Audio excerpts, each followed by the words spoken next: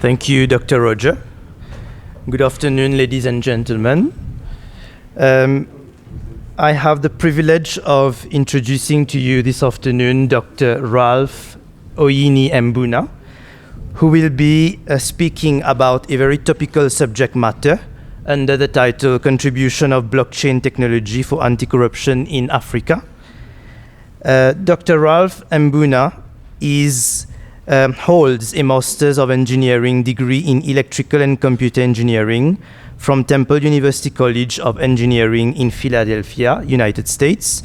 He is the holder of a PhD from the same university in the same subject matter. And he has held the position of Assistant Professor at the said university, during which his research focus was in computer vision and machine learning towards the use of cases in defense, security, and national interests.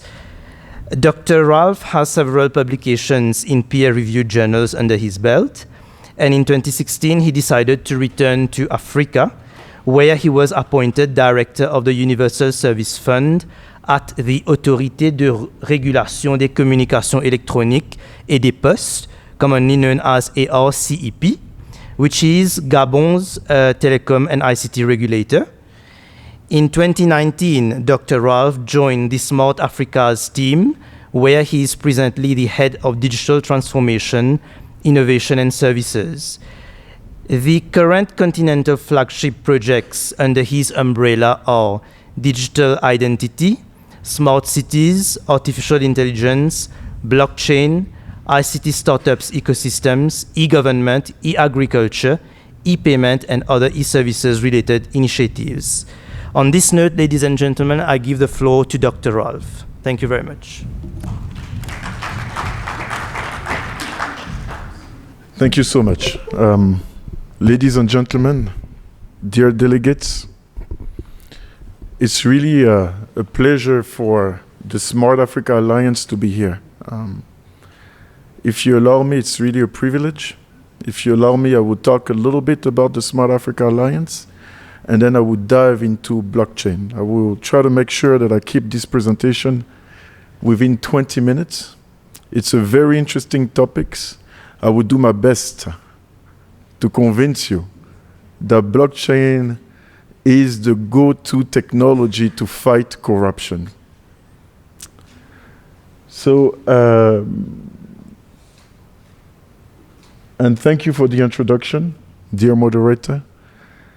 So the presentation is about the contribution of blockchain technology for anti-corruption in Africa. Slide, please. So what I would do, as I said, a little bit about the Smart Africa Alliance. We're not in the anti-corruption field. We are into the information communication technologies field. So I will talk to you about this. I will talk to you about blockchain, of course. I will say briefly what blockchain is about. I will say what's so special about blockchain. I'm not going to dive into the technology and how it works, but I will try to tell you how you can use it with your work, with your job, and how it can make your job easier, more efficient, and how it can fight anti-corruption. And then I will talk to you about what we do at Smart Africa on blockchain.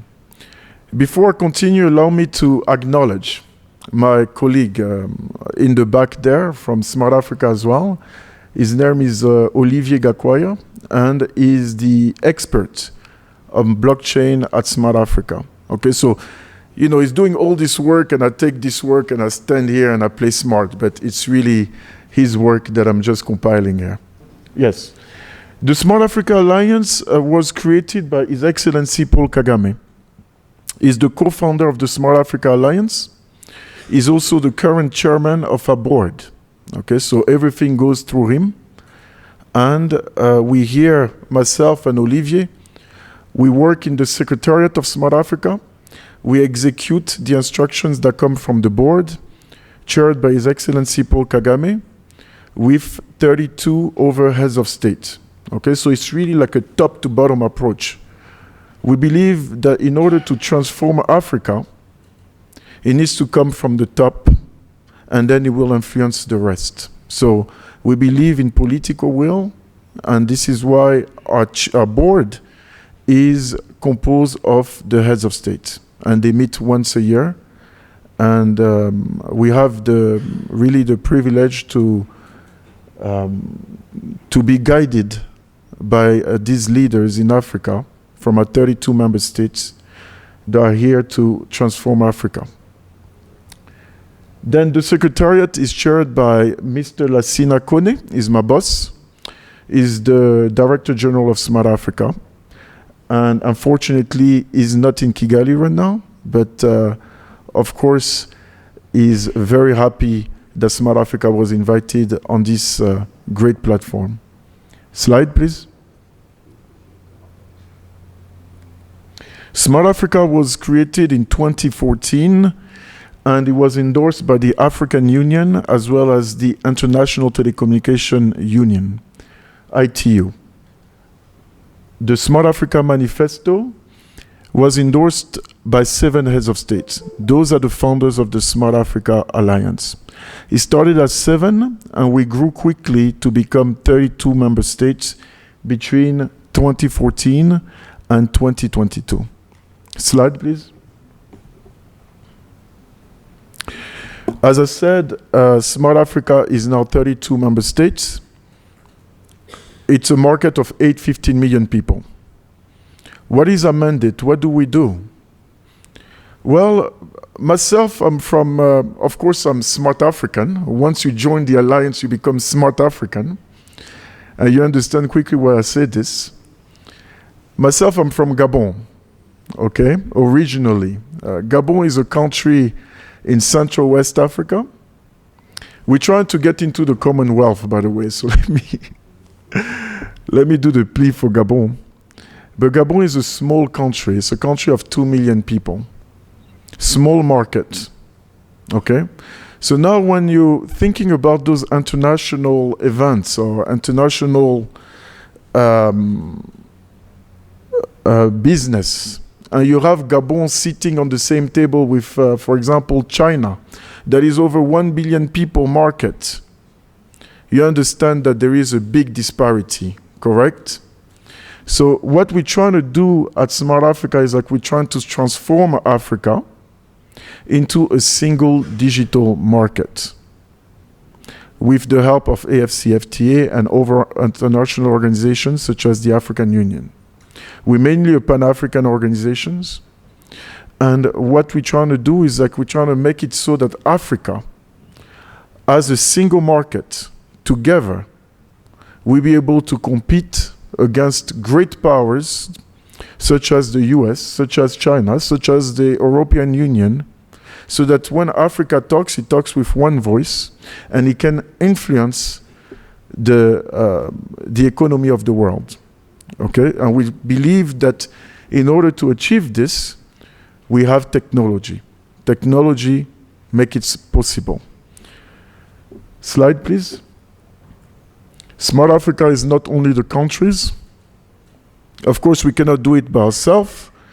We work with the private sector because, for example, last time I was talking with the CEO of Microsoft Africa, I believe. I was in a meeting with him. And what he was saying is like, hey, I want to reduce the price, right, of my product that I'm giving to African countries. But when I have Gabon coming to me, it's the market of 2 million people, I have to make it expensive. I don't have a choice because I have to get the money back. But if, Ralph, you can make it so you have 4 or 5 countries coming together and asking me, for example, for the Microsoft Office suite for the government, I can reduce the cost. This is the whole idea of why we're working with the private sector, because they're driving the economy, although we make sure that we ensure sovereignty of our member states. Slide, please. So this is a little bit about Smart Africa. Do not hesitate if you have any question. I'll be here after the presentation. Let me now dive into blockchain. Blockchain. So what I'm going to try to do here is almost like an impossible task, but I will try. I'm going to try to convince you that blockchain is a tool to fight corruption. A tool that nobody knows who created it. Nobody knows this guy called Nakamoto Satoshi. 10 years ago, he created blockchain, right? But in the form of cryptocurrency. As you know, Bitcoin. So he created Bitcoin 10 years ago. I'm not sure he knew that he had this revolutionary technology behind Bitcoin that is called blockchain. But he created Bitcoin and it worked. It worked, and I'm going to show you how it worked, although nobody knows who created it. It's a virtual name. It's a group of people, and then they disappeared. So we don't know. We don't know. We don't have a name, the person of the founder of blockchain, but it works. Historically, traders used books of lists. They use ledgers. That's what we call ledgers, right? To track goods they bought, sold, and traded, transactions. So they have this list, like those people that were selling goods and products. And now in modern times, those ledgers, those lists became more diverse and digital. And now they have like balance sheets, you have QuickBooks, you have cadastre systems, you have plenty of stuff, okay? Blockchain is just a suite of distributed ledger technologies that can be programmed to record and track anything of value. Do not worry, we will go through it with an example, so you see what blockchain can do. But before that, let me go over what's so special about blockchain. Slide, please. So blockchain has three main characteristics that makes it special. I want you to remember those, and we're going to dive into it very quickly. Number one is the way it tracks and stores data. Number two, it creates trust in the data. Number three, there is no more intermediaries, right? There is no middleman. Slide. So let's look at the way it tracks and stores data. So blockchain is just like its name. You have like a series of blocks that are linked by chains. Each one of these blocks contains information, okay? But the beautiful thing about this is like you cannot modify the information in the block. You cannot break the chain. They're connected. Slide, please. So if a person wants to tamper or change the information within one of the block, please slide again, it's just not possible with blockchain. That's the characteristic of blockchain. So think about it. If I own a land, right, you have the history of the land. We say like in 2002, in 2002, Alice owned the land. In 2004, James owned the land. In 2006, Richard owned the land. Nobody can come and modify the history. That history stays forever. Okay? Slide, please. The only thing that is allowed within the blockchain technology is to add. You cannot adjust the previous blocks, the previous information. All you can do is add information. So I can track everything that happens. Yes? Now, if, for example, I want to say that, oh, Alice that owned the land in 2002, it was a mistake, I have to add it. But that information, initial information, stay there. It helps records changes. Okay? Slide, please. What's so special about blockchain? It creates trust in data. So before adding a block, there are several things that have to happen. Slide, please, again. Yes, one more. Okay, good. Number one, there is like a cryptographic puzzle that needs to be solved. Number two, the solution of all those mathematics that are happening, that is called proof of work, that is represented by what we call hash function, not to go too technical, is shared with all the computers within the network. Okay? So if we all have computers here, yes, I enter some information in my computer, you all have the same information in all computers. This is powerful. Because if I lose information in my computer, I can reach my information in that computer. If I lose information in that computer, I can reach information in that computer. If I modify information in my computer, everybody is aware that I'm changing information. Very powerful. Slide, please. Slide again. Again. So once those three prerequisites are met, this is when we're adding the new block, the new information. We make sure that everybody has the same information and it cannot be changed. Slide, please. So it creates trust in data. What do we mean by this? It means that we understand that if Alice, Charlie, David, Bob agreed on the information that is represented here by the purple block, everybody has the same information that cannot be changed. Slide, please. Yes. But another thing that is even more powerful, this is what we call a chain of blocks. They're all linked.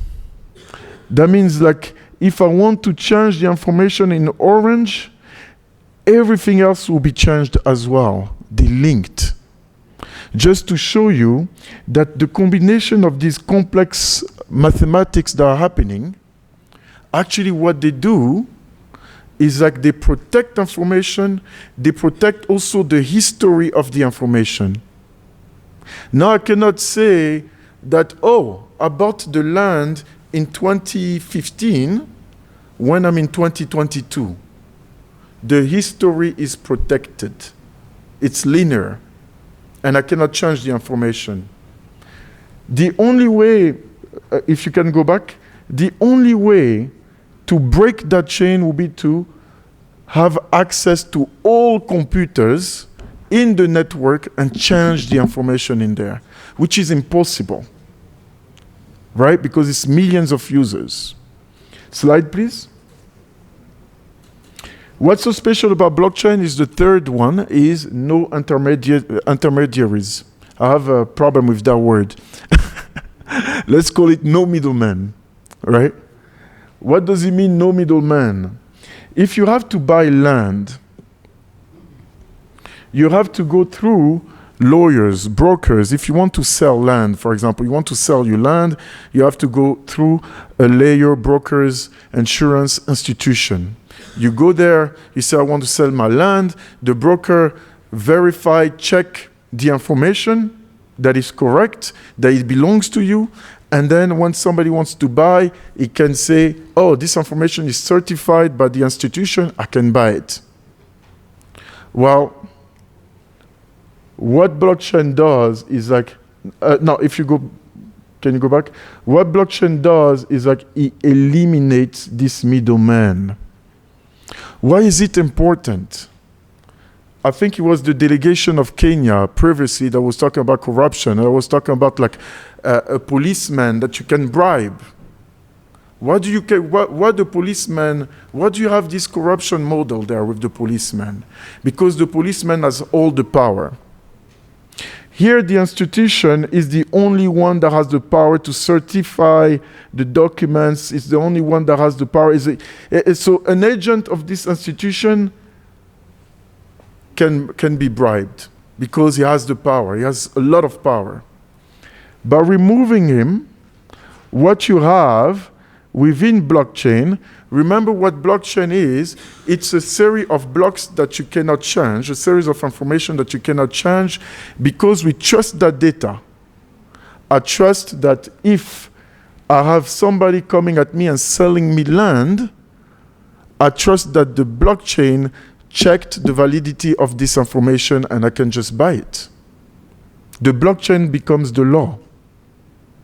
And it cannot be altered, it cannot be tampered.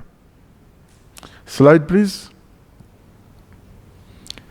So let me go quickly through an example slide. This is what it is without blockchain. Let me just give you a quick history of land registration in African history, in Bantu countries mainly. The way it used to work in a pre-colonial era, sets of elders were arbitrators for land matters disputes. So the memory of the elders served as permanent mental registers. The sensitive information can easily be accessed by any of the elders. So you had like a group of elders. We call it in French, Conseil des Sages, Council of Wise Men, right? They were like 10 or 15 and so. Okay? So now if there is a dispute, somebody says, no, it's my land. This family says, no, it's my land. They will come in front of the Council of Elders, and all the elders, because they know all the transactions that happen with the land, they could verify the information between themselves. So if there were 10, maybe 7 would be like, hey, I remember. No, it was like that. And because 7 remember it correctly, the 3, you have the majority, so you say, okay, this person is right and this person is wrong based on the memory of sequencing of how the land was sold and bought within the village. That's how it used to work. Blockchain is exactly the same thing. You replace the elders with the different computers. And it's even better. Because one of the elders could have memory loss. The computer doesn't have memory loss. It saves everything. Since the beginning, it saves it. Now we have the capacity. So that's what blockchain is. Slide, please. So land registration, 70% of the population lacks legally registered land. 1/3 of the countries digitally track property, but most of those countries are outside of Africa. Slide, please. Here I have a good example of Kenya because they're doing so well with land registration. And my point here is the way it's done now is like the record of all transactions are recorded, controlled, and validated by a central authority, overseen by specific government details. Titles are really the integral part of the land registration process that provide the required safety net for the buyers. It's the title. When you have a title, that means you own the land. Slide, please. Well, many things can happen.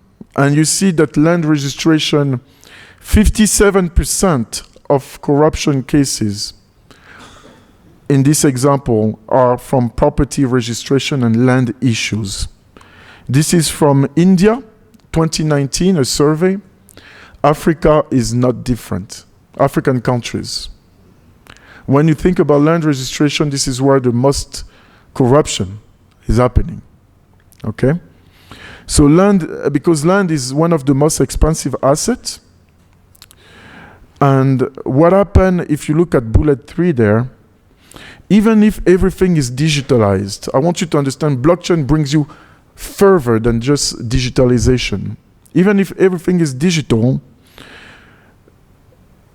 you still can have manipulation of documents, including titles made by malicious agents. Slide, please. This is what blockchain allows you to do. Number 1, because the blockchain databases, the registries are decentralized, they all are computers in this room. Multiple parties can update the property record. With everybody in this room knowing that there is an update being done, there is a block being added. Okay? So it's one single property record, one title per person that is shared across, but it's one title. There is no need for duplication on anything. It's the same title that is in all our computers.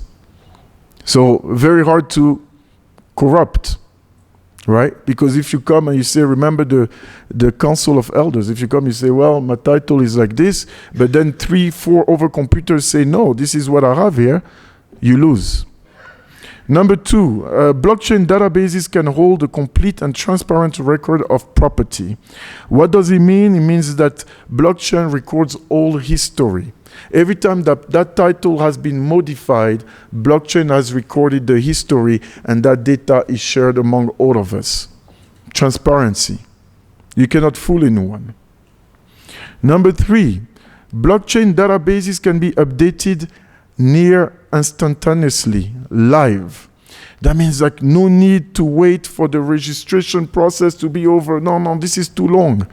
I come, I say, I'm buying this property, I own it, done. It's changed into the blockchain real time. The new block is added, the history is being updated, I'm the owner, over. Okay? Slide, please. I'm almost done. Now that I try to cover here what is blockchain and how we can use it, I'm going to try to convince you why we should trust blockchain. What you see here, sorry it's a little bit blurry, but what you see here is like all the countries, governments, they're already using blockchain. This technology that is only 10 years old. Everybody is using it. The United States, China, they all are use cases of government using blockchain, such as the land registration use case that I just presented. Guess what? Estonia is using blockchain for voting. Presidential voting. They're using blockchain. They're voting online. You don't need to go in the box and put the thing with the fingerprint and then you don't know what's happening with your vote. With blockchain, you know what's happening with your vote because when you vote, remember, everybody has this information in the computer. They don't know who you voted, but they know that you voted. And you yourself, you know who you voted for. So now if that computer is trying to change your vote, you see it on your computer, you're like, what's happening? That's the power of blockchain, and countries are starting to use it even for presidential votes. Slide, please. Bitcoin. I told you, this virtual guy, nobody knows who he is. Nakamoto created Bitcoin with the blockchain technology that is powering that Bitcoin. He created like 10 years ago. You could have bought like Bitcoin at 30 cents. One Bitcoin was worth 30 cents 10 years ago. Now it's worth $40,000. People that spent $10 on Bitcoin 10 years ago on the stock market are now billionaires. 10 years ago. I knew about Bitcoin 10 years ago, I didn't buy it.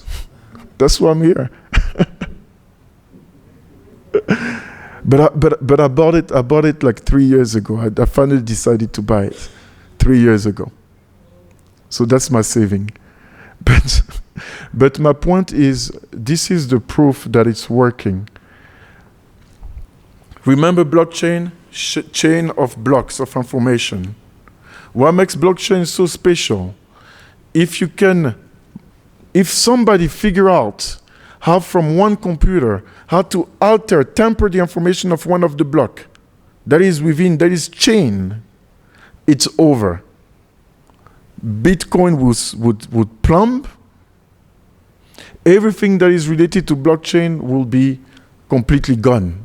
Because that's the thing that is so special about blockchain. But in a little bit over than 10 years, well, it's still going strong. No hacker could hack blockchain. Slide, please. Okay, slide. So we've done some work at Smart Africa. This is like a white paper done by my colleague Olivier Gakwaya there. We published some work. Slide, please. We're doing, these are the recommendations. Slide, please. We have a Smart Africa, what we call the Smart Africa Digital Academy, where we have multiple countries putting together with the private sector and learning about technologies and how they can use it for their work, including blockchain, including artificial intelligence. I invite you, please, if you have some time, to take some of those classes that SADA is offering, the Smart Africa Digital Academy. It's free for governments. You just need to be a member of Smart Africa. Slide, please. And of course, we're doing some pilot project with member states. We're doing some pilot, a very interesting pilot with Benin, where you see when you have in CVs, in resumes, somebody says like, hey, I had like a master from, I don't know, Harvard and stuff. You cannot verify these things. Well, with blockchain, you can verify, right? So this is what we're doing with the universities in Benin. Slide, please. Slide. Thank you very much. I hope that I could convince you even a little bit that blockchain is really the technology, the tool to fight corruption in the future. Thank you.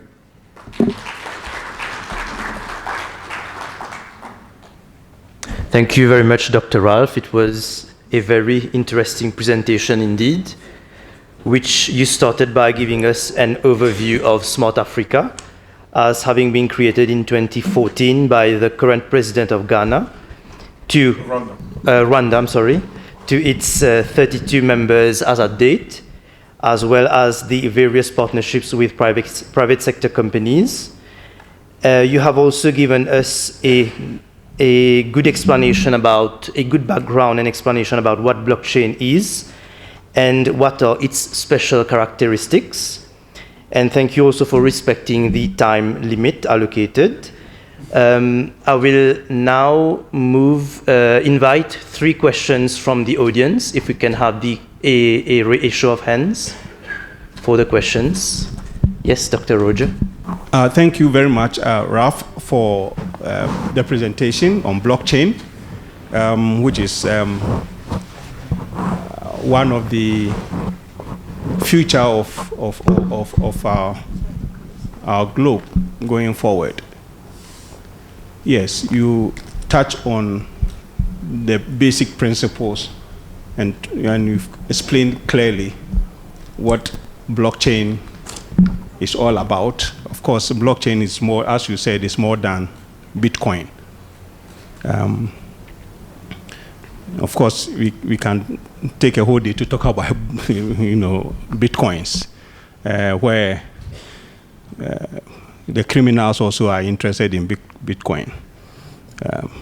Because it has, even though Bitcoin, the blockchain itself cannot be hacked, the Bitcoin can be hacked in the wallet. But that's a different discussion we can have. That's why the criminals like to hide their money laundering and other resources, not in the white snakes, as Prof said the other day, but they can also put it in a Bitcoin.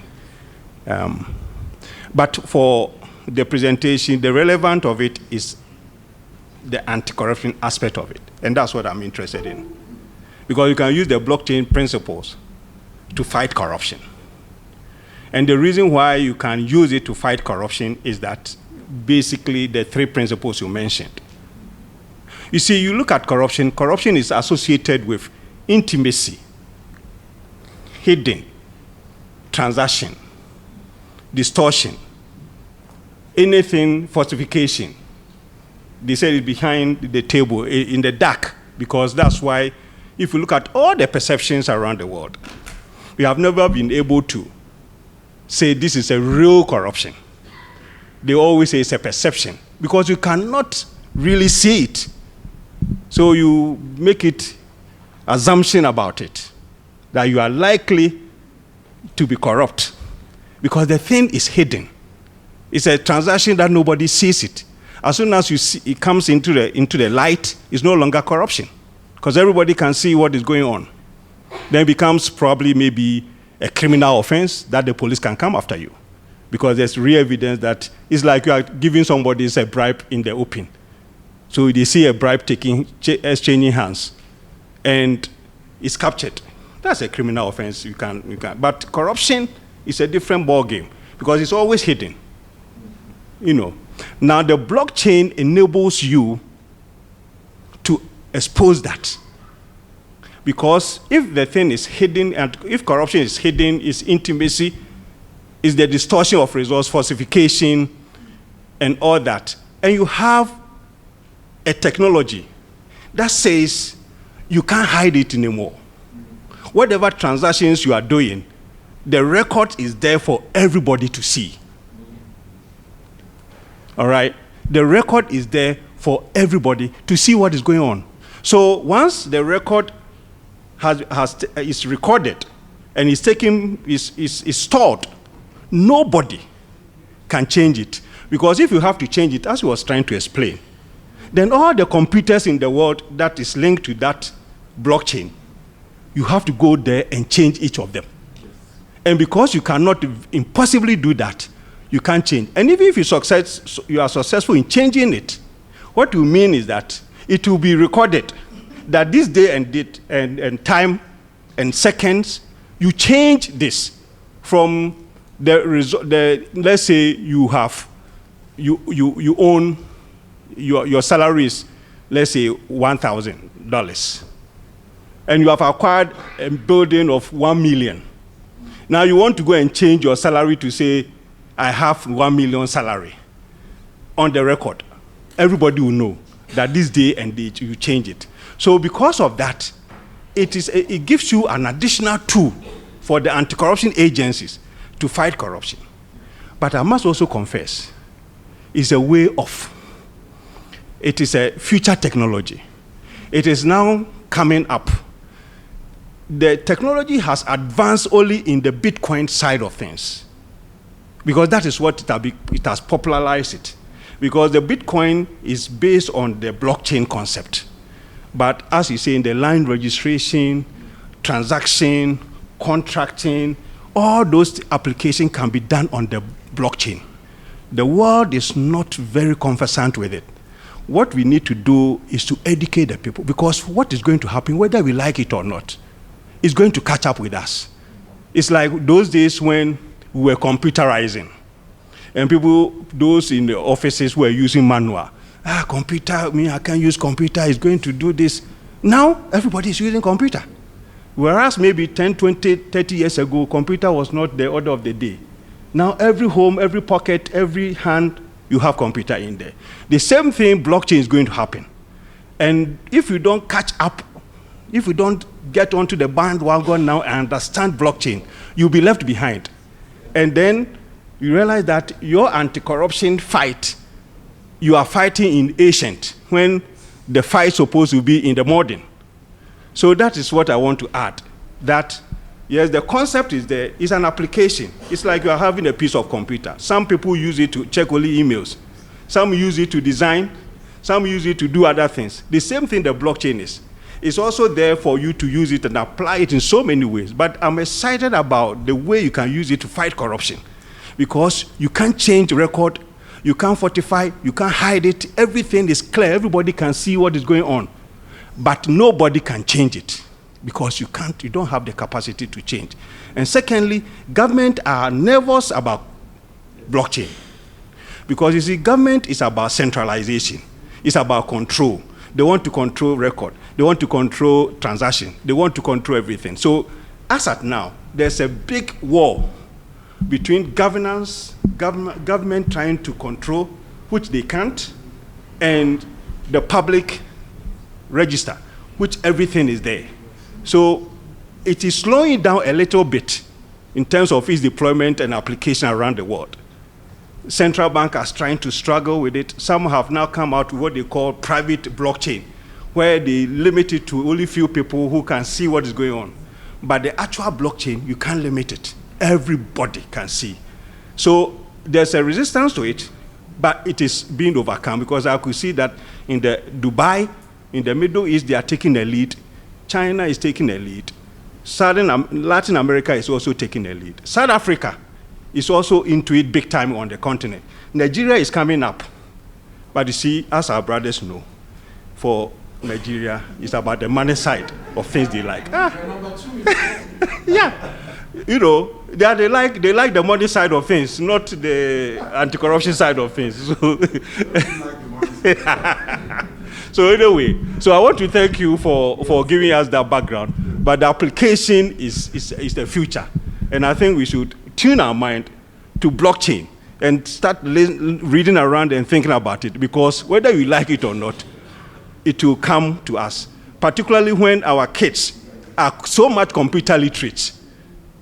It will become a natural progression that everything will be on blockchain. The blockchain world now is in Dubai, Dubai have to want to make everything in that city or that country blockchain, from money, transaction, everything. The record is there. You can't imitate, you can't change it. So that is the way forward. Thank you so much for that presentation. Thank you, Dr. Roger, for your intervention and the well-summarized link between blockchain in the fight against corruption. Can we have questions from the audience, please? A maximum of 2 questions. Yes, Nigel. Thank you. What I want to say is this is an inevitability. It will, like everything else, take some time to catch on. But what we should be looking at as developing countries is the cost. Technology is always very good and useful, but we need to look at the cost. Now, law enforcement, which we all represent, is government. Oftentimes, the private sector, the society is always ahead of the law. The law struggles to catch up with developments and social development. That's the standard. It's not, usually people would have started doing business and trading before you start struggling to get the law. For example, online trading. People were already doing business online before the law woke up one day to say we have to regulate, we have to tax and all. So we shouldn't, ultimately, I think that regulation will come to see how it can regulate blockchain. But what I want us to discuss, which you didn't mention, is the cost. In terms of attraction, I think already young people in Africa are using, of course, as Dr. Roger says, more in the transaction for cryptocurrencies side of things. And the volume is huge, you know, which of course is making governments uncomfortable because of its potential implication on the economy and to affect stability, because you are making commitments which are in foreign currency that the countries don't control, and when you want to cash out, it translates into taking cash. So that's a big problem. So I would love us to look at, 1, the cost. 2, when you look at the landscape of law enforcement, what would be your recommendation about how to start, where to start from? Okay, you've given a good example with land record. That's a very good example. But law enforcement straddles everything, every aspect of society. Simple contracts, you know, procurement, big ticket transactions, and all that. That's number 1. Number 2, in your slide, you implied that you will take out with blockchain technology all of the middlemen. Some of them are meddlesome, some of them are necessary evil. Now, you have to separate the wheat from the chaff, because I think this is where the resistance will come from. And anything that society does not fully understand, especially government people, they are uncomfortable with. I saw from your slide, I can't remember which slide it was now, you put the lawyers and the bankers. I could not see very well who else you put in that. So those are 2 examples of sharks. Lawyers, bankers, they are from the same family. Put there, accountants, auditors, real estate people, they are all from the same family still. But there are some good middle men, not only for record keeping, okay, also for preventing wrong from happening. So, do you want to throw away the baby and the bathwater? That's my question. Thank you. You for the questions. Can we have one last question at the back on the left from South Africa? Thank you for the presentation. I'm checking, as we agencies, when we track corruption, we follow the money. I want to check from you, is there any way that research that you are doing in terms of when we follow the money, like FICs, the financial intelligence centers will identify the money. Now the money moved from this account to this account, now it moved to cryptocurrency, is stored in Bitcoin in millions. Because we got freezing orders. In the future, I will be able to freeze the Bitcoin or still not be freezed, because a person to frustrate not to take the legal actions is to freeze all the assets. But the Bitcoin at the moment, I believe, cannot be freezed. The money can be withdrawn at any other site and come back, and the person able to get the best lawyers through the money coming from other side of the Bitcoin? Thank you. Thank you, Nigeria and South Africa, for the questions. The floor is back to you, Dr. Ralph. Thank you for the question, and again, thank you for the recap from my colleague here, Roger. Very nice recap. I could not do it more better. For maybe if the slides, we can go back to the slides very quickly. One slide. It's just that because of time, I could not dive into that slide, but it would answer the question of the cost and the recommendation. Which slide is it? What's the number? We don't have the same number. Ah, okay. But I would show them. If you can go, it's further down. It says recommendation. It's after. Keep going down. Keep going down. It's way forward. It says recommendation. Keep going down. Keep going down. Keep going down. Keep going down. Keep going down. It's further down. Keep going down. Keep going down. One more here. Okay. If you look at this slide, what we've done when we developed the white paper, we did it with, within a working group with experts from the continent, with governments from our member states, and it came clear that we had those 6 main recommendations. These are the conclusion of the white paper. The number 1 recommendation is for blockchain to work, just like anything. You need to have a strategy. You literally have to have a national strategy on blockchain. This is what China did. They have a national strategy on blockchain that allows to identify the partners and how they work together, the governance for this technology. Okay? So that's number 1. Number 2, data protection organization. In order to do all these things that I talked about, you need to set the rules for data protection. Number 3 is, of course, look at blockchain-specific consideration for data protection. In those data protection rules, you need to include the blockchain in order to enable the technology. Number 4, financial regulation, right? If you're using Bitcoins, you need some type of regulation around that. You need to allow people to use Bitcoin in the markets. I believe it was Centrafrique in Africa that just came with a law on Bitcoin. That's what you need. Number 5, capacity building. I think it was said we need to educate. We need to educate ourselves. I was on the panel not long ago with ITU on the effects of COVID when it comes to technology. Everybody talks about COVID came and it was like great for technology. There was digital transformation. People were trying to do work online. Everything was happening online. But they're forgetting one thing. Cyber attacks also increased after COVID. Cyber attacks. And not to compare it with fraud, but cyber attacks is a little bit similar in the sense that the problem sometimes is not the computer or the technology in the computer. The problem is the user, most of the time. You receive an email, a scam, that tells you, give me your password. And they trick you. You see? And then you tricked and you give the password to the email, and then all of a sudden your money is out of your bank account. That's also cyber attack. And to prevent this, it's not technology. It's not blockchain. To prevent this, it's educating the user. That when you receive an email, the bank will never ask you for your password, for example. Number 6 is, of course, standards, interoperability.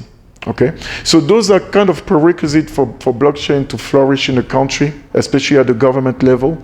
In Africa, it's already flourishing at the startups level. Many of African startups, they're actually leading in the world They're playing with that technology, with all kind of use cases. Okay?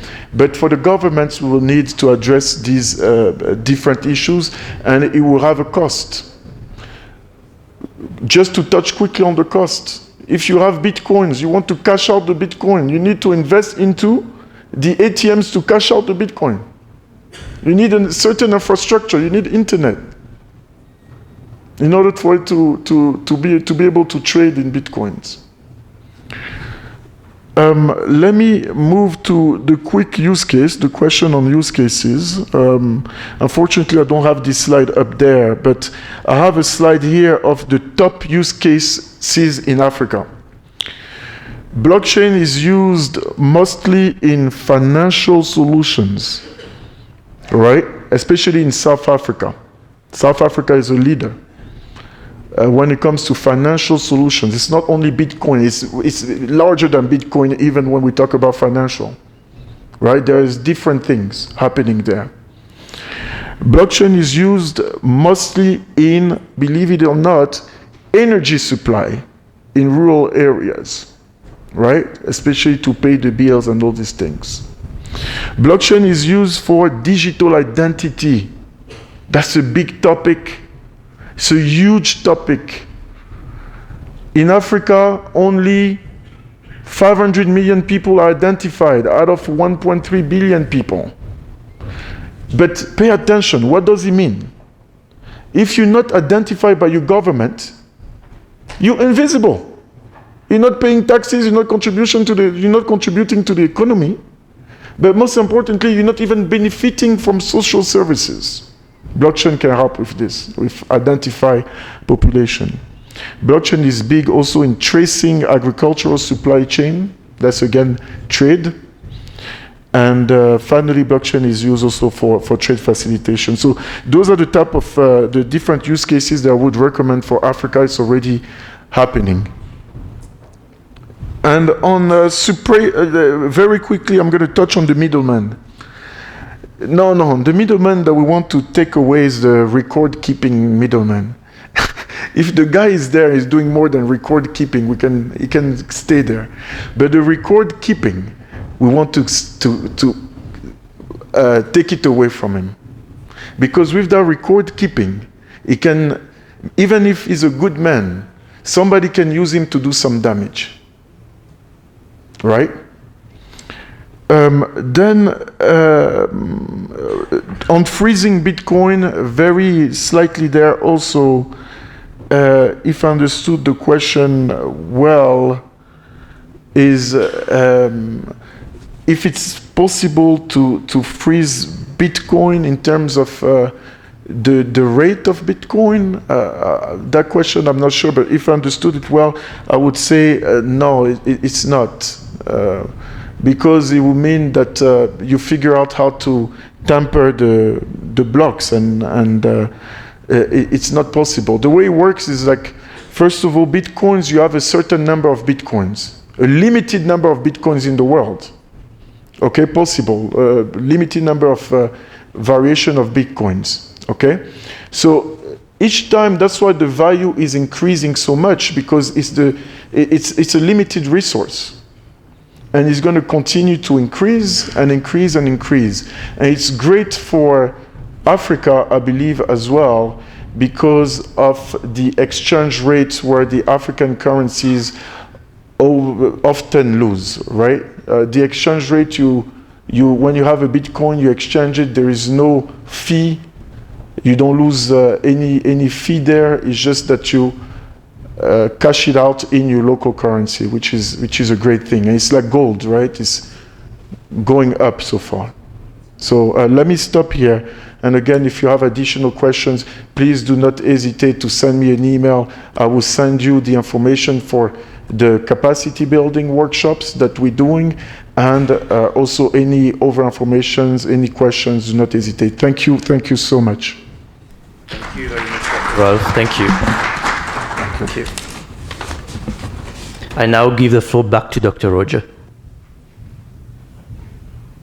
I think the chair also deserves a round of applause. Thank you. And Ralph, thank you for your presentation. You see, you can't do blockchain like anti-corruption agents. You can't do blockchain when you are not the one doing the blockchain, but those who are investigating, let's say procurement authority, can do blockchain. So that procurement authority, all their transactions and their activities will be on the blockchain. That cannot be changed. So if there's corruption that you're investigating, you go there and everything will be there for you to do. So it is the sectors by sector that have to do the blockchain. So that when you are investigating somebody, whether it's the financial sector, but particularly procurement and then other sectorial areas, but particularly those who are prone to corruption, which take major areas of your time to do your investigation. So every country can analyze and say, okay, this sector or this area, is it the law enforcement agency, the police? Is it the customs? Is it procurement? So those are the what government should focus, and then you do blockchain in those areas.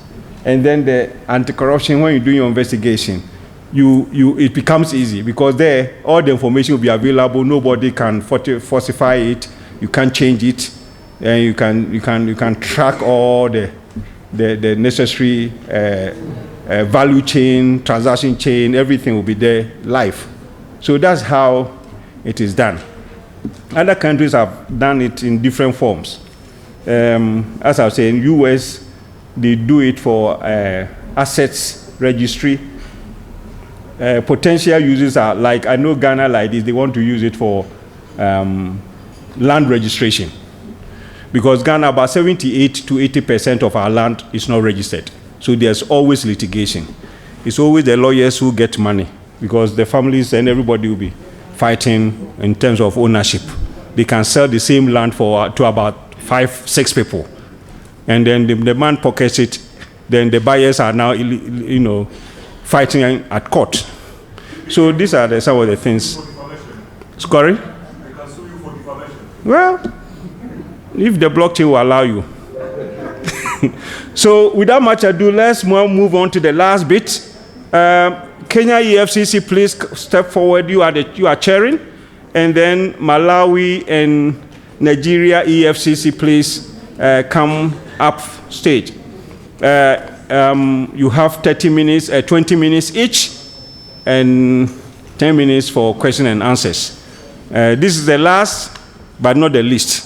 So we are going to end with a bang. I hope it will be exciting.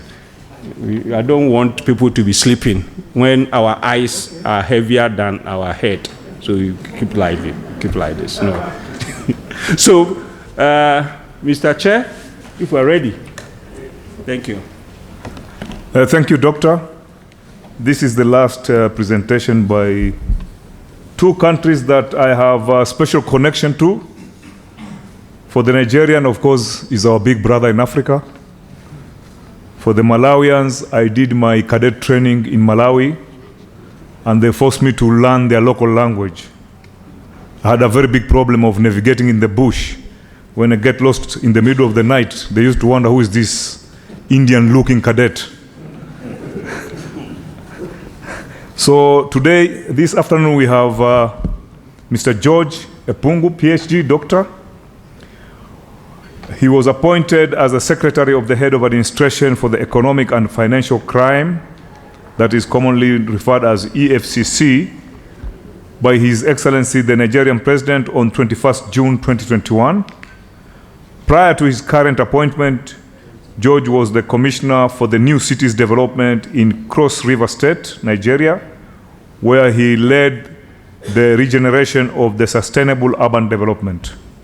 He previously worked in the Legal and Enforcement Department of the Securities and Exchange Commission, commonly referred to as SEC, and the Capital Market Fraud Unit of EFCC, where he was involved in high-profile investigations. George has also worked briefly with the BGL and Investment Banking Group as Group Head of Regulatory Compliance and Money Laundering Investigation. He's a development law expert, certified compliance practitioner, and board auditor. He's an FBI trained and has attended a number of national and international seminars on money laundering. including one of the corruption studies at Jesus College, Cambridge, University, UK. I'm glad to know that you are alumni of the FBI. I'm also an alumni of the FBI. George is a teacher, researcher, and an examiner.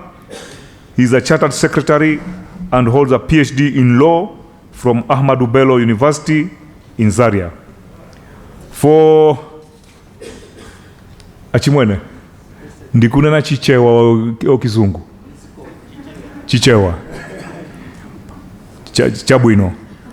I was asking him, should I talk in Chichewa or English? He said, please revert to English. Mr. Elia Bodol is the Deputy Director of Anti-Corruption Bureau of Malawi. He's a chartered accountant and has extensive experience both in the private and public sector.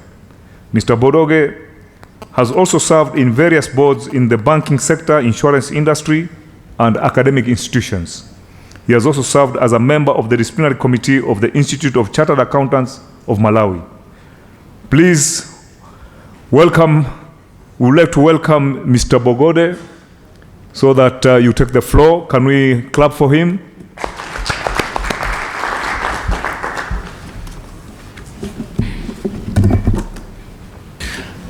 Thank you very much, Mr. Chairman.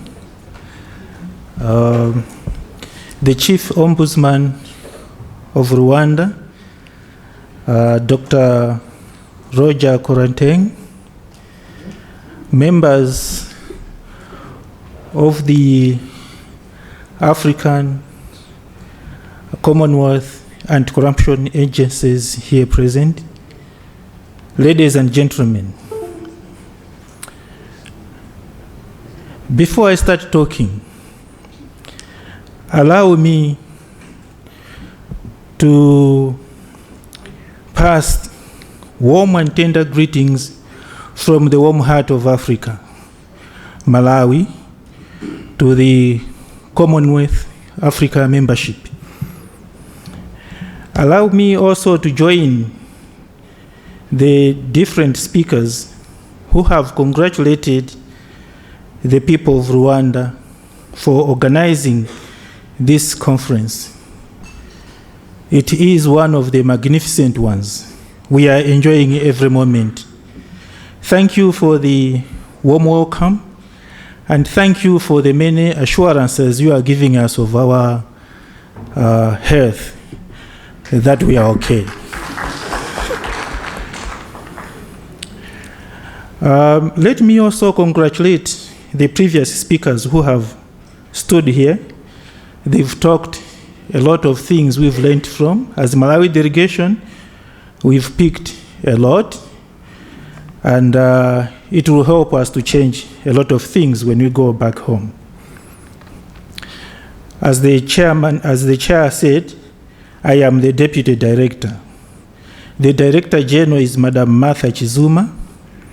He was very eager to be here with you, but last minute in the preparations, she was called to other duties which she could not delegate. Fortunately, Dr. Roger accepted that the coming here can be delegated to the deputy.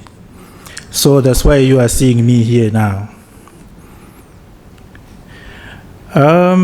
Now, allow me to start talking.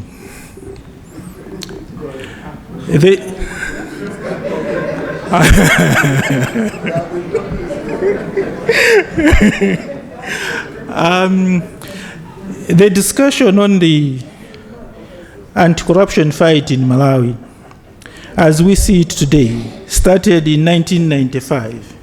A lot has happened to date, but allow me just to say about the innovations that we have implemented.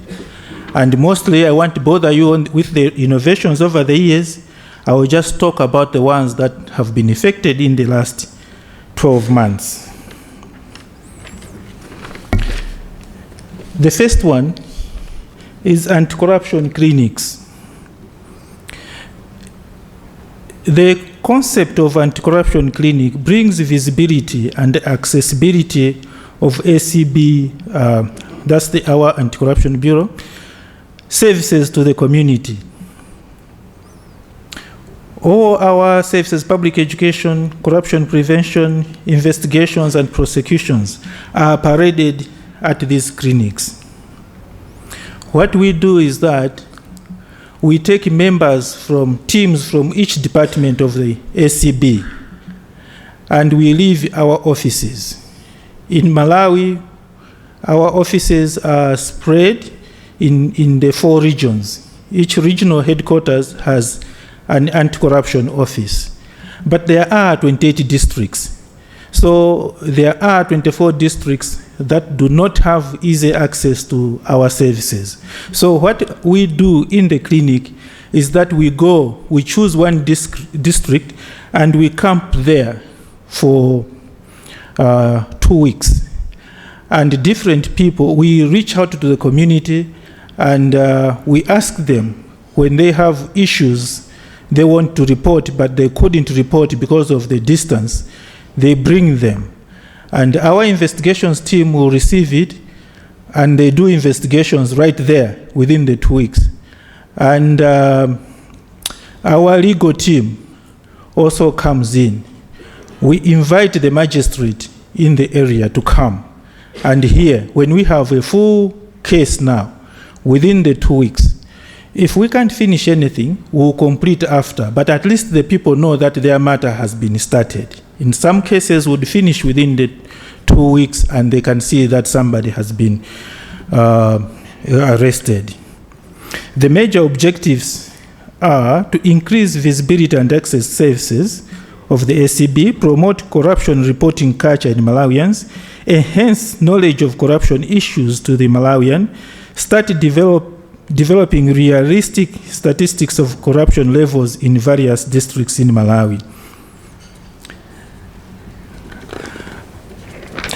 Some of the activities we do when we go there is that we do sensitization, we monitor public service delivery. Say if there are traffic police in the area, we go on the road and see what they are doing. We can go to the hospitals, different places. We also organize like football bonanza. A lot of African youth, they like football. So if you make a little trophy somewhere, teams come and a lot of youth would come so we can disseminate our message. We also do public procurement audits of the local councils when we are there. Receiving and the reviewing of corruption-related complaints, commencement of the investigations, and legal prosecutions. The challenges we've faced are mainly resources, both human and financial, to carry out these clinics. It happens that when we are holding the clinics, then we have left a thin workforce at the offices. The main results from this are that there is increased visibility and understanding of our work, increased participation in the fight against corruption, improved public service delivery in the services when they know that we are coming to monitor what is happening.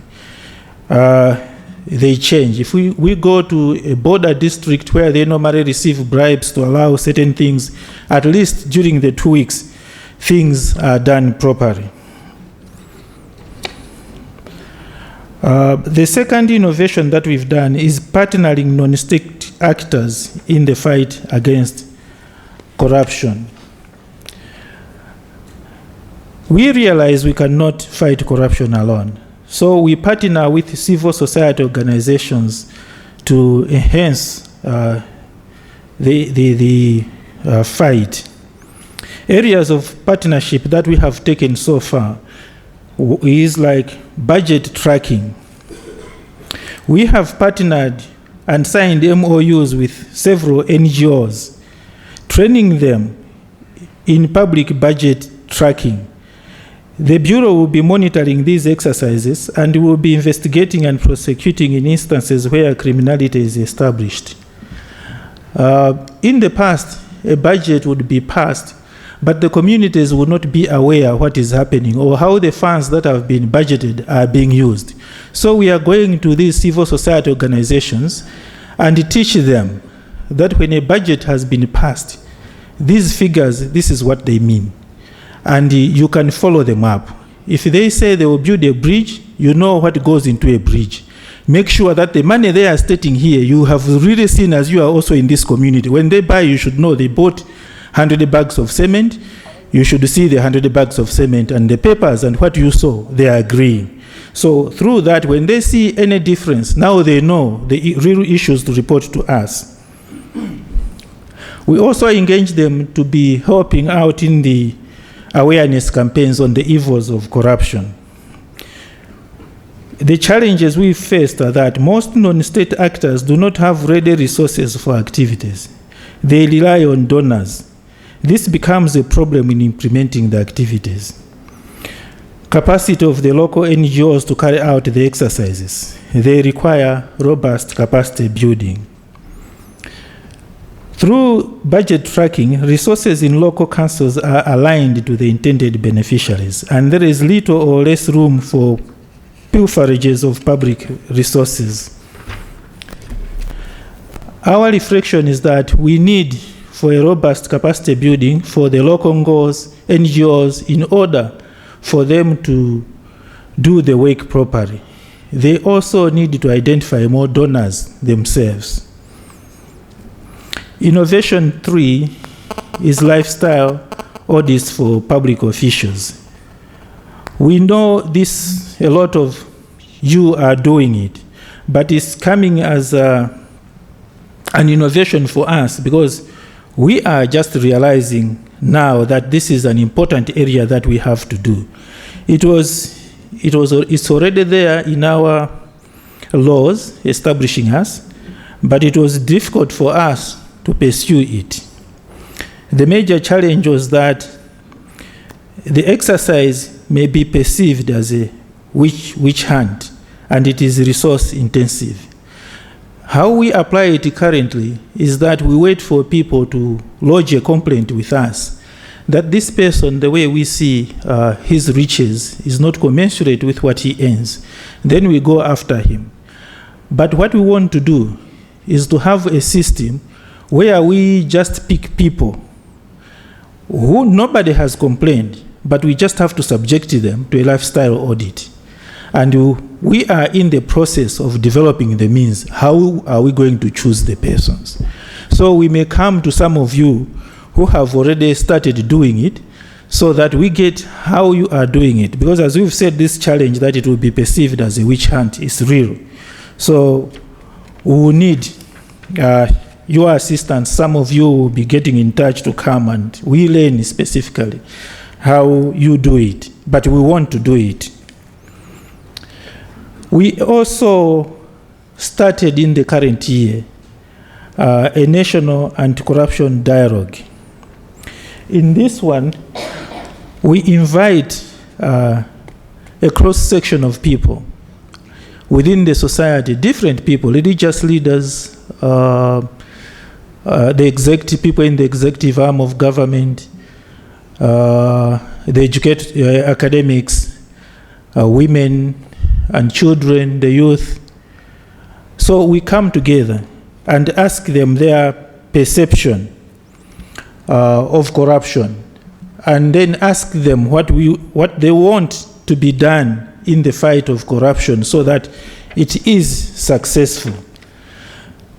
So from the dialogue that we held, the first one that we did in 2021, the following thematic areas were identified: that we should review school curriculum so that it should contain issues of ethics, integrity, and anti-corruption. They also said the asset recovery modalities need to be enhanced. Enhancement of e-governance and digitalization. We also agreed the establishment of financial crimes court to fast track the crimes, because as somebody said here, that court cases can take 10 years above. This is also happening in our place. And sometimes even just to schedule the case for hearing, to give it a date in the court, it can take a lot of time. So this, that we should have a special crimes court, financial crimes court, will help. Enactment of a whistleblower legislation, effecting lifestyle audits, this one was also mentioned, exploring ways on how to strengthen work on money laundering. Money laundering is happening, but the people that are supposed to track it appear to be, their knowledge level to be lower than the people that are practicing it, and it's still going on. So it's something that has to be enhanced, that we should be on top. The results of this innovation: high-level, unanimous buy-in to identified game changers areas in the fight against corruption. Information was also collected to be used for the midterm review of the National Anti-Corruption Strategy. Thematic areas identified as game changers. Lessons learned. Such meetings, we've learned that they are important as they provide for platform for reflection, evaluation, and refocusing efforts being done in the fight against corruption. Innovation 5, high-profile arrests and prosecutions for both old and new corruption. Normally, what was happening in our country, when a new government comes, then all corruption cases will come against the previous one that is going, and will allow the new one 5 years to do whatever they can, so that we start prosecuting when the others have gone. Then we said, 2020, when the new government came, we said, the old corruption cases that are being reported, we'll follow them.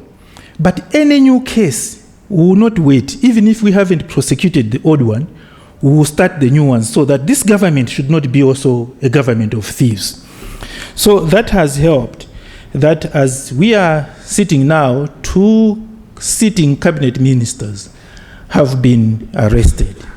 One case is progressing well in court. The other one is riddled with a lot of injunctions, but we hope will proceed.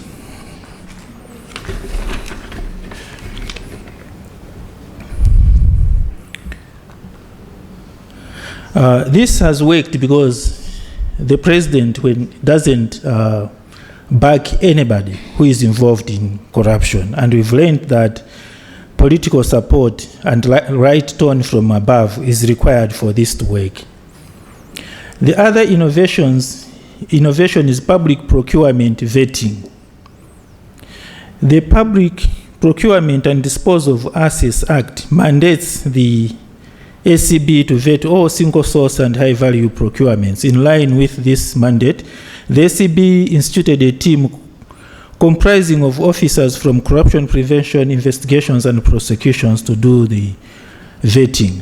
The problem we found was that we may be following up cases of corruption in the procurement process, and we may have suppliers, companies that we know are corrupting, are giving bribes, or their actions are not proper.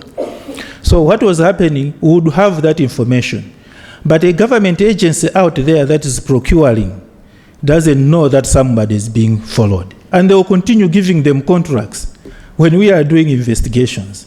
So now our involvement in the procurement process, we can see the names that are being involved and say, no, this one, don't give him another contract. He is read in our books. The challenges. Sometimes the procurement deals are made outside the paperwork. The paperwork could be perfect, but corruption has already occurred. Time and resource consuming. So what we've seen is there might be a transaction which we create to say this is okay, you can allow it. But in the end, you hear what comes. It was also involved in corruption. In there, we still stand to say this, because we said it's okay, you can supply it to this person, cannot stop us from investigating and prosecuting him. The results of this is that public money being saved from corrupt deals, and sanity has brought sanity within the procurement processes. Our lesson is that we need for capacity building for officers in various skills and need to incorporate specialized skills within the anti-corruption agency. For example, skills in engineering. You know, you are vetting an engineering contract, but you don't have any engineer within the anti-corruption agency. So even if they are lying, you will just pass, you will just look at your records and the like. So we have seen that we should incorporate as many different professions in our agency. The other innovation is implementation of the National Anti-Corruption Strategy too. We've included this as an innovation because we had a National Anti-Corruption Strategy 1. But when its term, the 5 years ended, we went back to review. We found that not much was done, even if people had stated we want as a nation. This is a national tool, it's for the nation, but as an agency, we act like a secretariat. So we have put it as an innovation to look at every aspect of the strategy that it is being followed. On this anti-corruption strategy, the general recommendations we have found is that the fight against corruption should involve different stakeholders for it to make meaningful strides. Therefore, there is need to build a strong partnership and synergies, because this national anti-corruption strategy has identified 12 pillars across the whole society. So some pillars don't have a budget at all to implement their plans. Others are financed by the government. So we are trying to mobilize resources so that every pillar is involved. Need to have an up-to-date national anti-corruption strategy and robust legal framework to support the anti-corruption work. We need to build capacity for anti-corruption officers in all departments for them to carry out the work effectively. Need to have strong political will to support anti-corruption work. In conclusion, in the year 2021-2022, Malawi has made strides in the fight against corruption. This is evident through the improved score on the Transparency International Corruption Perception Index. Malawi moved from 30 in 2020. The figures that were being presented by TI are 2020 figures, but they've already produced the 2021 figures. So we moved at least from 30 to 35, which we hope eventually will get to the 50 mark.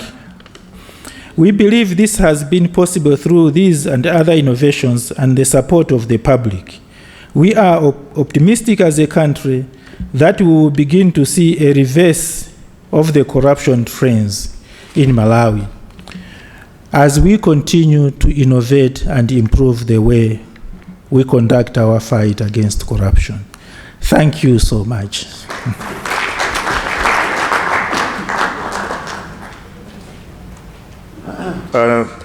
We'll now allow our colleague from Nigeria to do the presentation, and then thereafter we'll welcome remarks and questions. Thank you, Chair. At least my colleague took 30 minutes, so I'll look at how we'll save time.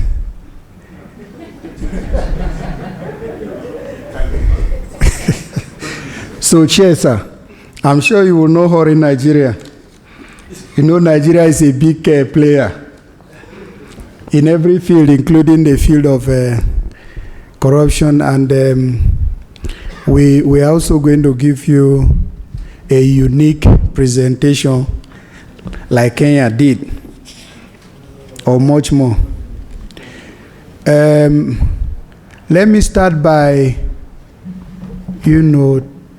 on behalf of the Executive Chairman of EFCC, thanking the Chief Ombudsman of Rwanda, Mrs. Madeleine Nirere,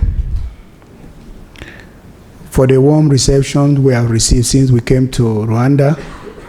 It's my second time in Rwanda. I was here between December and January with my family, and I had a lot of good time. In fact, when the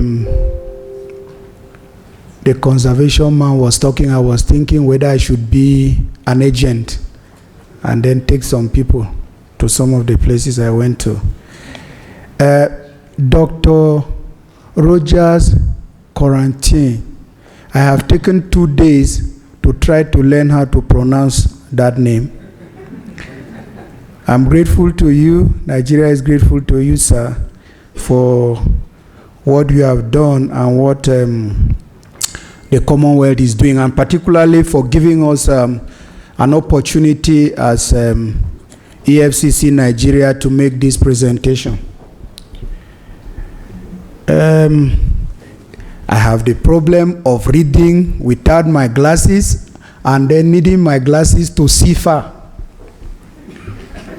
If you look at my content, table of content there, we have an outline that I'll run through very quickly. I'm not going to read page by page.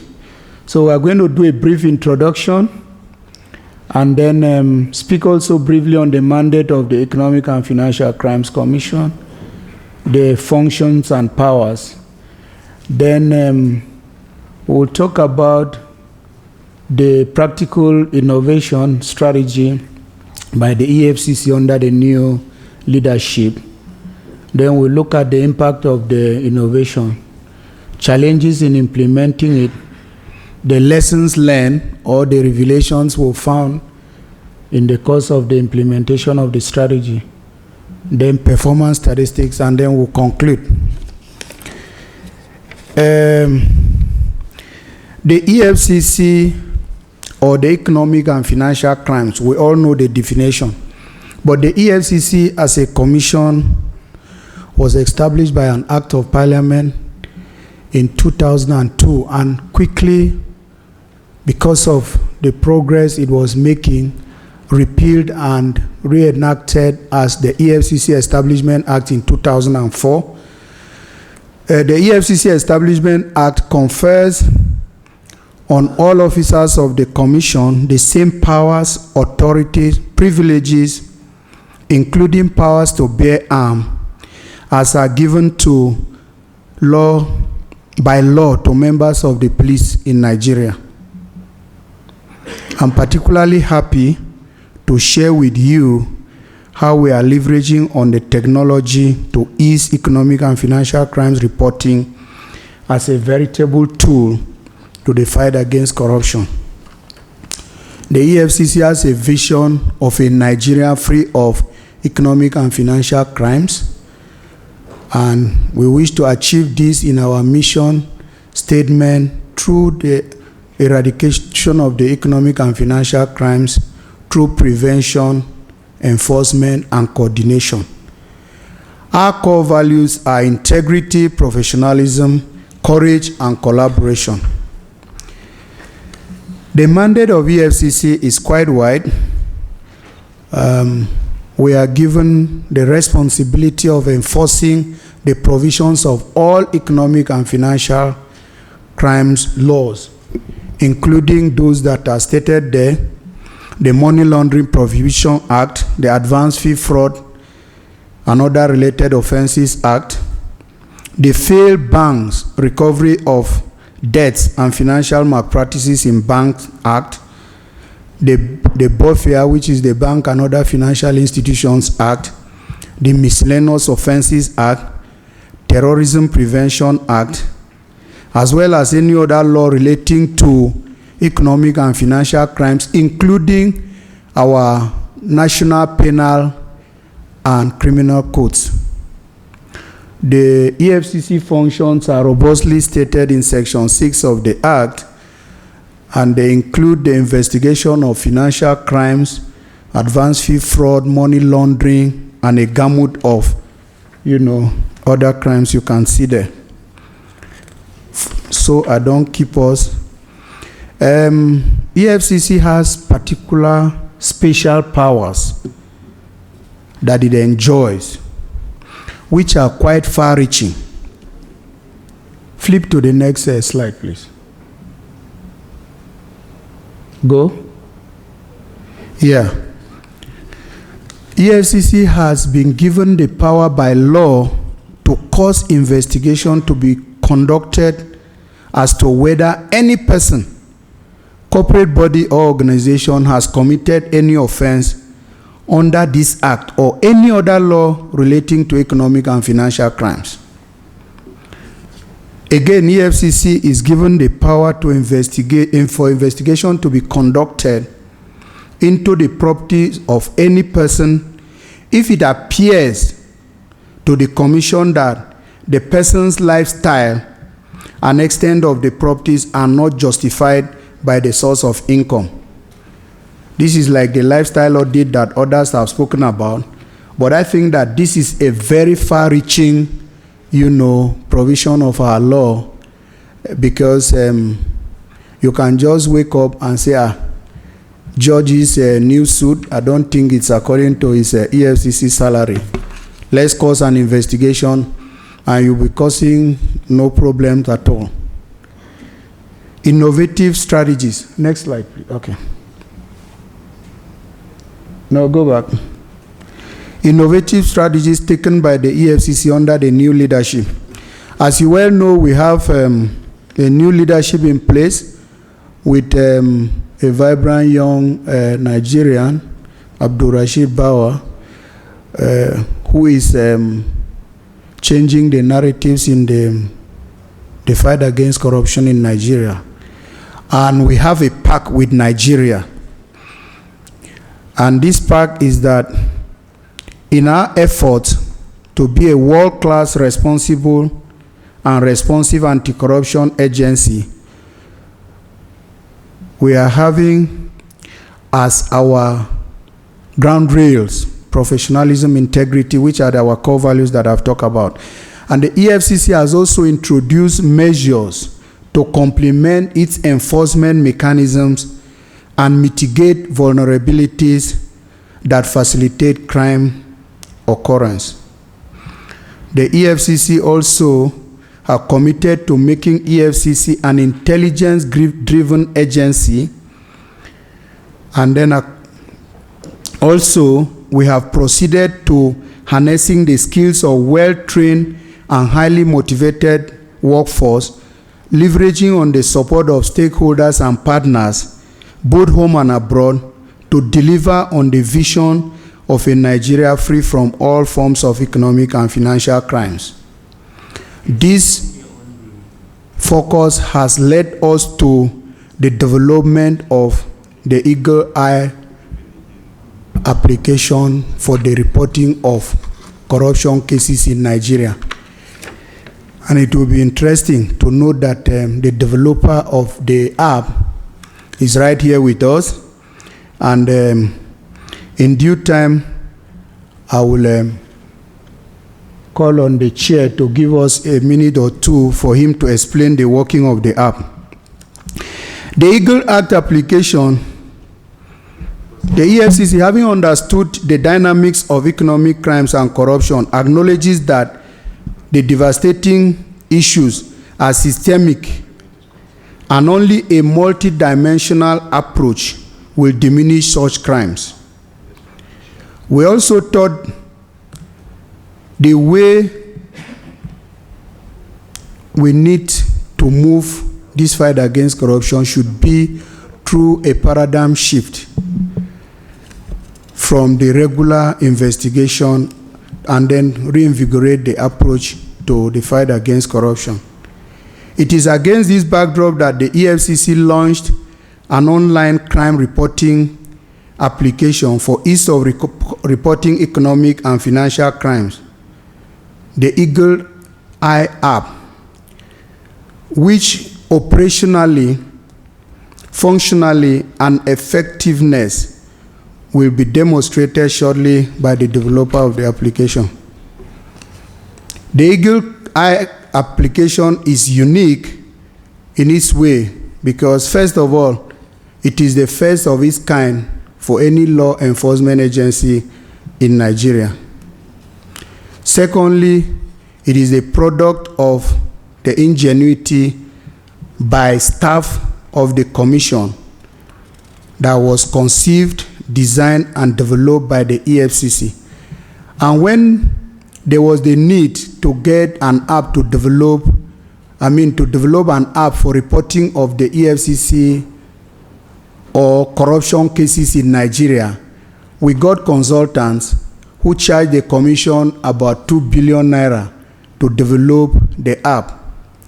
Of course, the EFCC doesn't have that kind of money, and even if we did, it should be deployed into either capacity building or other needs. So what we did was we came back to the commission, and then our ICT and intelligence young men volunteered, and they were given the opportunity by management and the executive chairman to develop the app. They locked themselves inside hotel rooms, and within 2 or 3 weeks, they have come out with this app, which is quite unique in its own way, and which did not cost the commission anything beyond their hotel bills and feeding. So I think that we need to clap for them, and then EFCC, which is part of what we are talking about, procurement fraud. Because if we had gone ahead to retain a consultant for 2 billion naira, we know that they couldn't have done anything better than this. The Eagle app application is also a seamless reporting app for Nigerians and non-Nigerians. It enables reporting of live pictures of properties suspected to have been fraudulently acquired with proceeds of crime of suspected individuals, and it is used as an effective tool in reporting many cases of money laundering through real estate, which is one of the patterns of money laundering in Nigeria and of course in Africa, all of that. Because people take public funds. What they do is that if you drive typically through Abuja, you see a lot of unused estates. You begin to wonder who will build a full estate with a bank loan or money he sold agri products or his salary, and then lock it up and keep it there. The only thing that tells you is that there are proceeds of crime. There are proceeds of corruption. And so what this app does is that once you are, because it's real time, once you are on it, you can snap these things and then forward through the steps that you will demonstrate to the commission. And the intelligence unit will now develop intelligence, and then where there are cases of suspected corruption or corrupt acts, the EFCC will move in and then prosecute the criminals. Mr. Chairman, sir, permit me to invite Mr. Samuel Favre to give us, just for 1 or 2 minutes, the steps we will take to get on the Eagle app. And Dr. Rogers, please, I would like as many people that are on the internet to also be ready with their phones, so that he will lead us to download the app. It's just a minute thing. And then we see how it works practically. I think that is the only difference that we can make with his presence here. So I invite Mr. Favre. Why don't we do the session after we have done Q&A? We invite him. Okay. But I think this is part of our presentation. It's just a minute okay thing. Then. Let him just show us how it works. And I'm not going away. I'm standing by him.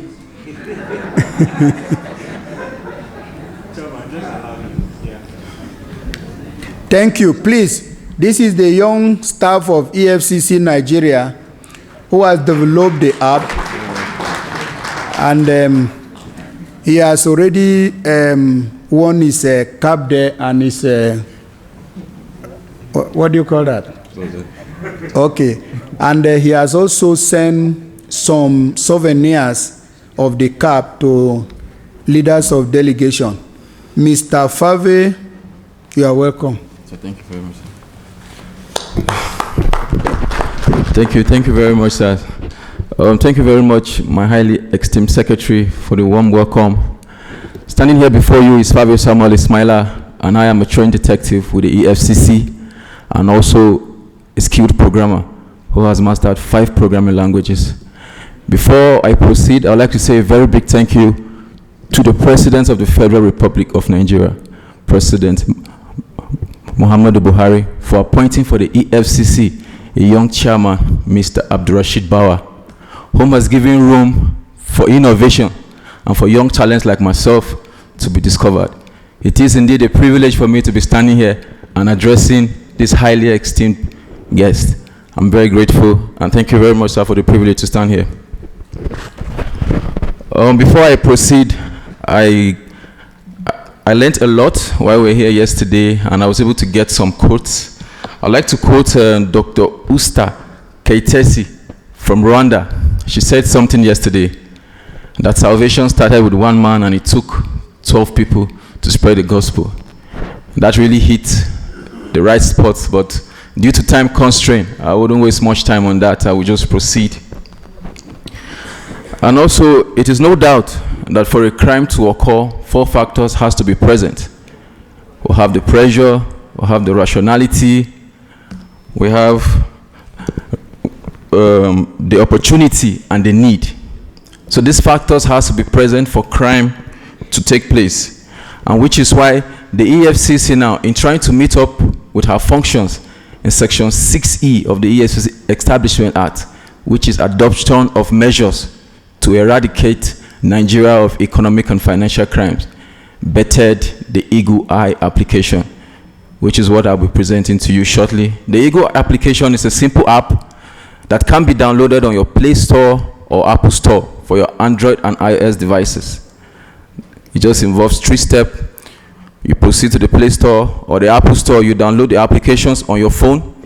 So in case you come up, you see a scenario whereby you think, okay, a particular house has been there dormant, and maybe you think this person is a public servant and his source of income does not justify. Because the fight against corruption should not be left to a designated law enforcement agency alone. And that is why the need for this app is very, very important, as to carry the general public along. As the EFCC or other law enforcement agencies cannot be everywhere at the same time, but we can have Nigerians everywhere for us at the same time, supplying us with the relevant information that we need to investigate, to gather this intelligence, and to go ahead and prosecute.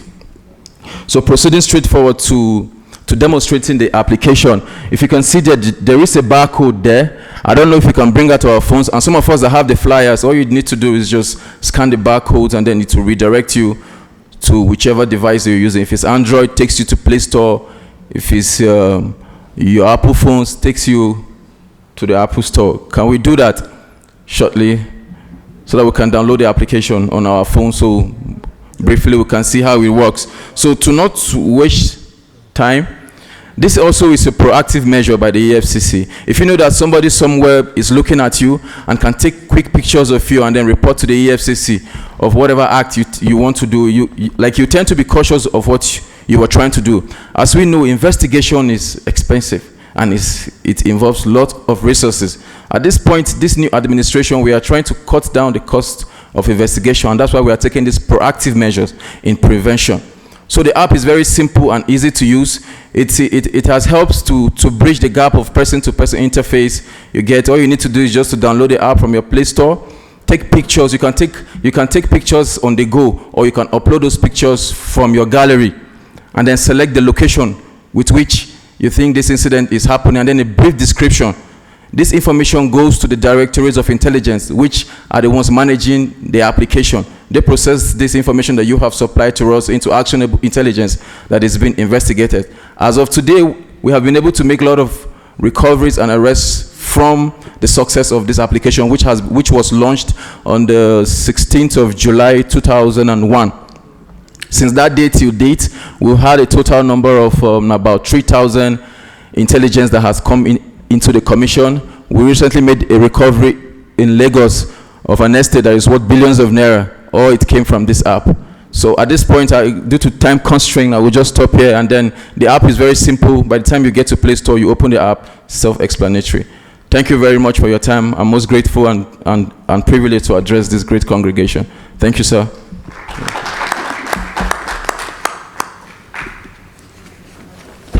So another round of applause for Mr. Fave Samuel Ishmael, please.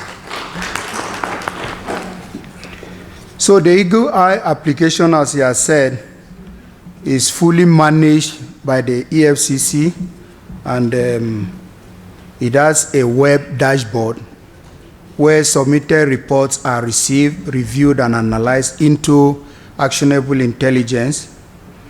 The gateway to this dashboard is a secured lock-in point. Next slide. Yeah, that is the dashboard.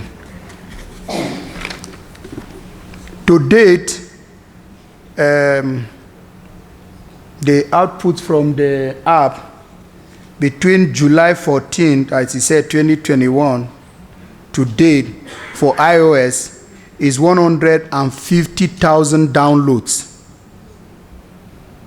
Then on Android is 34,000.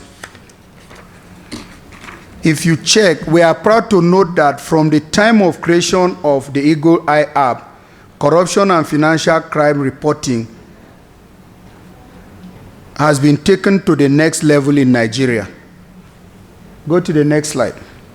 If you look at the next slide, you see it is the outcomes, but you see the case processing status generated from the application. So you see the cases that we have cared with, you see the cases that are pending, you see the cases that operations department in the EFCC, which is the largest investigation unit, is working on or they have treated. Then you see the cases that are gathering. It is an added incentive also to the whistleblowing policy of Nigeria, because it keeps the whistleblower safer. Because if you stay away and you report this crime, it's safer for the whistleblower than when you interact directly. The app has a global reach because,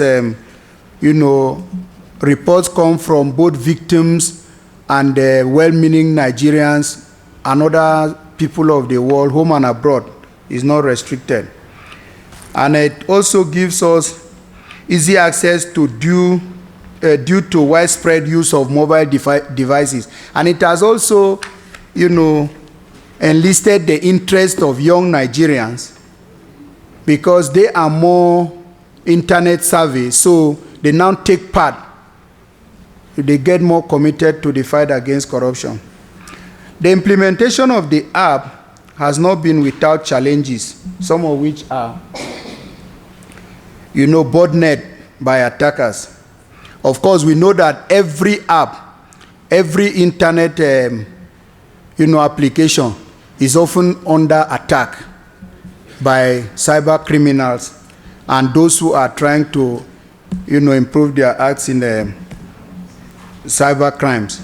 So we have cyber criminals trying to gain remote unauthorized access to the user web. We also have false claims on the application. Anyway, let me go to the lesson learned plus revelations. We have increased zeal. We have talked about increased interest. We have some cases reported under the mandate of the EFCC. As a law enforcement agency, we have improved our intelligence-driven investigation through the deployment of this cutting-edge technology to fight corruption. Intelligence-led investigation denies the perpetrators of crimes access and the liberty to enjoy their stolen wealth by ensuring that the benefit is taken away from them as a form of deterrence. Before I do my conclusion, let me just run down.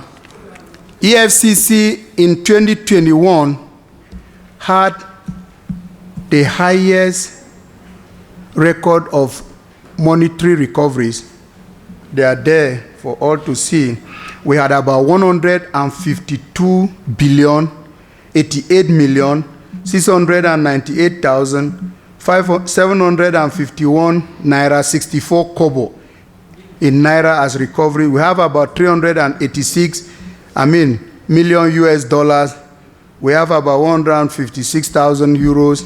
We have 1.1 million pounds, and the list goes on. This is arguably the highest that we have had in EFCC. We also had a whopping 2,220 convictions in 2021 alone. It has never happened before. I think we deserve a round of applause. Yes. So if you see that, you see that we had a 98.4 rate of conviction, success rate, 98. And then if you look at the conviction trend analysis between 2016 and 2021, you will see how we grew. The last one was 976, and then we jump, up to 2,220 because of the new drive in the commission. In conclusion, we have seen that the EFCC has been able to utilize technology and system enhancement in its operations in pursuit of its mandate, which is evident in the successes recorded. We have also seen that the key innovative feature of the Eagle app application is the utilization of the strength of the general public against corruption in Nigeria and the creation of awareness in the youth. Therefore, as corruption mutates, in the words of Professor Bolaji, it is important for law enforcement agencies to devise innovative ways of meeting new challenges. Finally, it is our hope that at the end of the conference, our shared experiences will complement our collective resolve in combating corruption for sustainable development in Africa.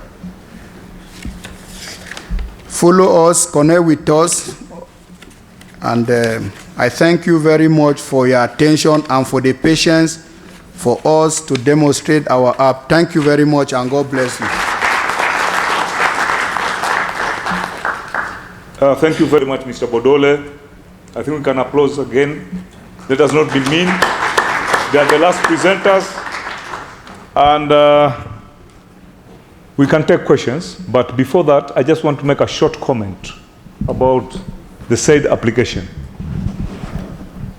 When I used to work with the Kenya Anti-Corruption Commission between 2006 and 2010, we had an application that was being controlled from Australia, and we were paying from the nose, not from the... somehow the contract, we had some issues, and we severed the contract. They took off. You can't believe right now the EFCC has got a program, an application to manage all incoming complaints, tasking, and everything developed by a local staff. This application has been developed by your own staff. We have youngsters within the commission, our commissions, who can develop quite a number of applications that will assist in the fight against corruption, and we don't need to go abroad. So I'll request that, please, and I beg, let us not have descriptive questions. Can we have direct questions? If you are told which is the route to Kigali, you say, it's this way. You say, you have to go this way, then there's a corner, then you come back here, and then it is this. Please, we don't have time. Let us just ask 3 questions for the, our Malawian counterpart, and 3 questions, I mean, we can say 4, 2. Or if it is for one person, it's okay, but please, any question, comment? Yes, madam from Zambia.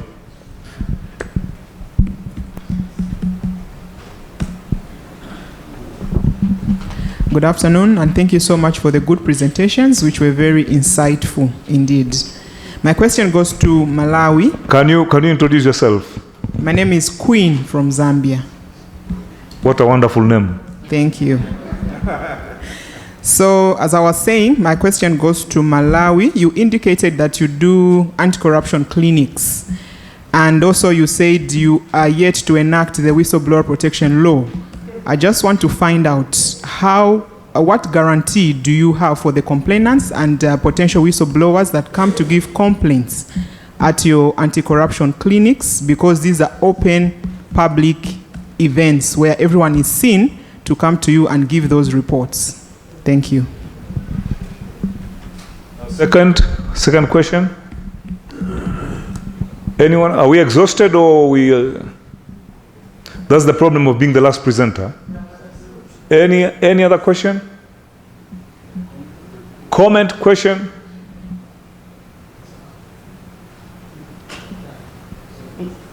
Okay. Yes? Okay. So, our colleague from Malawi, you can answer that one. Indeed, we are yet to enact a whistleblower legislation. Currently, we have some elements of protecting informants, but they are lying in different pieces of the law, not at one place. And they are different from one act to another. So we want to tackle it comprehensively. Coming to our public clinics, yes, they will be known once they complain publicly. We give them the option whether they want to say it in public or they want to just write us and present the complaint in writing. We also allow them to use our toll-free number, so that while we are there, we give them the numbers and they can be calling our office, our desk in the office, and then we will respond by giving the response back to the team that is on the ground to start taking it. So we allow people to either to be known, because some complainants are ready to be even witnesses. And in the rural setup, surprisingly, when they see something is going wrong, they want to say it publicly. So for those, we take them and they are ready to be witnesses and the like. But for those who want anonymity, we also provide for them to be anonymous. Thank you. Doctor, I think we've come to the end of this session. May I hand over to you, please? Thank you.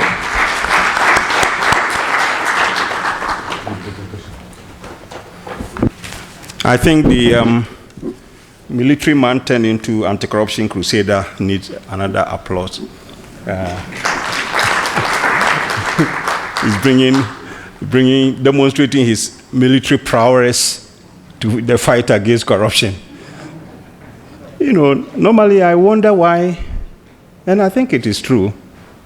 If you look at the terms, the terminologies that is used in anti-corruption area, you listen to the words: combat corruption, fight, Caesar. Everything is force. Just look at it. And then look at the human rights and the ombudsman. You realize advice.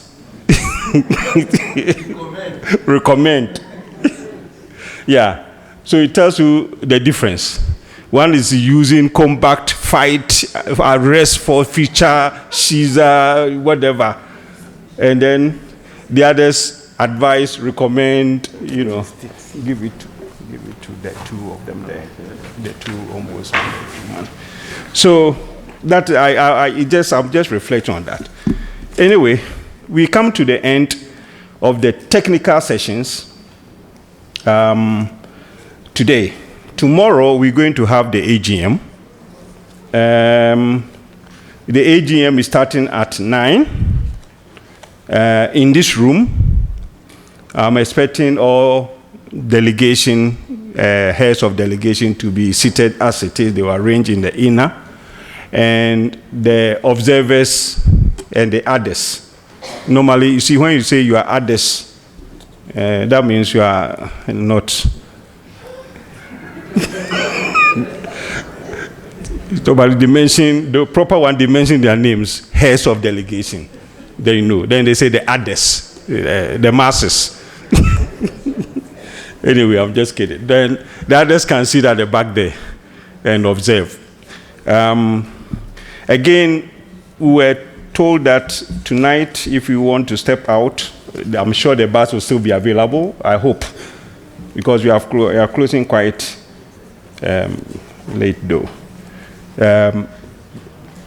I pay for dinner throughout. So yesterday, those who didn't come for dinner, you miss out. So whatever you do, there was dinner paid. I can't collect the money anyway this evening. And Friday and Saturday, are paid for the dinners for everybody who was sponsored by the Commonwealth. So that you should take note of it, because yesterday most of you were not there. Somebody had a proposal. I don't know whether that can be done. He says he thought we should all come in the front and take another omnibus group picture. That was a suggestion somebody brought before we leave the room. We thought we should do that. I think the COVID, we have to still get information whether they will be coming tomorrow to come and do it, because we need 72 hours before we go, or whatever arrangement they will do. And since most of us who don't need COVID PCR to go to our country, we're all going to opt for the cheapest version, which is the $5 one. I'm not sure, just to satisfy the criteria in this country, because where I'm going, they don't need any COVID. Maybe if you don't do it, I'm sure they won't allow you to board the plane. So those of you who are thinking of dodging, if you want to go home, please satisfy that condition of getting your antigen or PCR depending on your situation. Because if you dodge, they will not allow you to maybe board or in plane. So take note of that. Otherwise, I think I will give the Secretariat, Mr. Xavier, do you have any announcement, housekeeping announcement? Is the bus going to be available for town, or it is off the table?